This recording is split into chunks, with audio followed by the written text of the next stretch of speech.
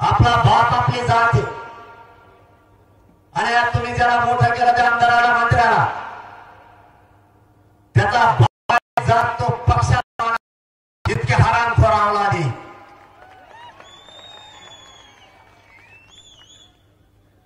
जातीला बाप मानणारा कधीच संपत नाही।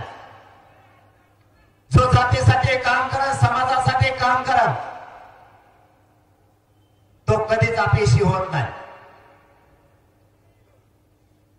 समाजाला विसरून स्वतःचं कुटुंब मोठं करणाऱ्या पैदाशी इथून पुढे जन्माला नाही पाहिजे तर त्या मोठ्या सुद्धा करायच्या नाही, लक्षात ठेवा।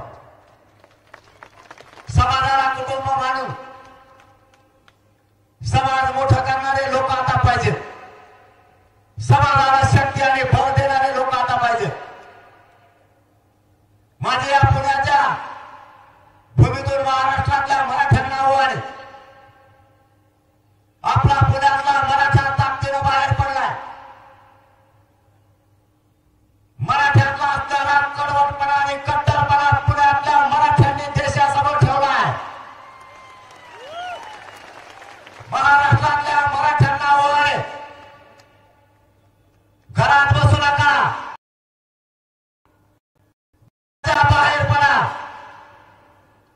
स्वतःच्या मुलाला आयुष्याचं आरक्षण द्या, स्वतःची जात मोठी करा। जातीपेक्षा या जगात कोणीच मोठं नाही। आपले लेकर आपल्यासाठी महत्वाचे आहेत। या राजकारण्यांना तुम्ही इतकं मोठं केलंय, यांच्या 20 पिढ्या बसून खात्याल, पण तुमच्या लेकराला आयुष्याचा काय बोलबोल करतो रे? मी म्हणलं काय आलं बा खालून, तसा कोण येतं माहिती तुला? छगन भुजबळ।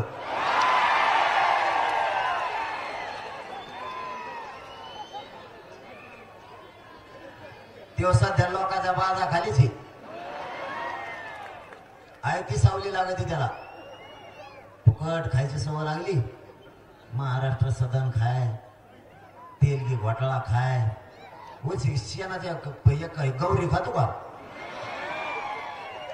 मराठ्याचं आरक्षण खाय, बोगस समितीचा अध्यक्ष, राष्ट्रीय अध्यक्ष केलं त्याला बोगस समितीचं।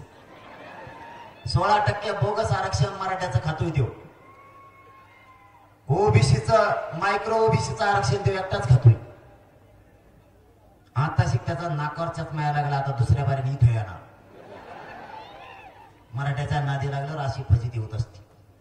मराठ्याच्या जीवावर मोठा झाला आणि मराठ्यांच्या लेकराच्या अन्नात औषध कालवलं। महाराष्ट्रातल्या मराठा समाजाला या पुण्याच्या नगरीतून माझं जाहीर आव्हान आहे।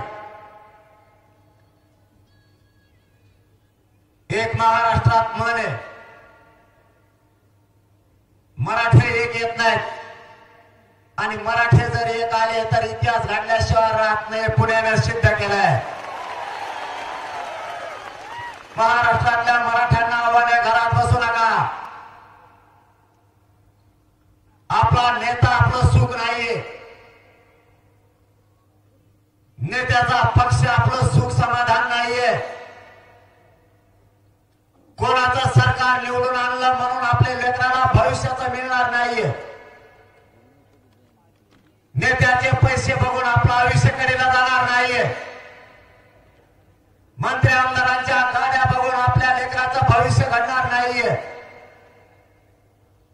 आपले लेकरं मोठं करण्यासाठी आपल्याला लढावं लागणार आहे। तुमच्या जीवावरती यांच्या 20 पिढ्यापासून खात्यात इतकं यांनी कमवलंय।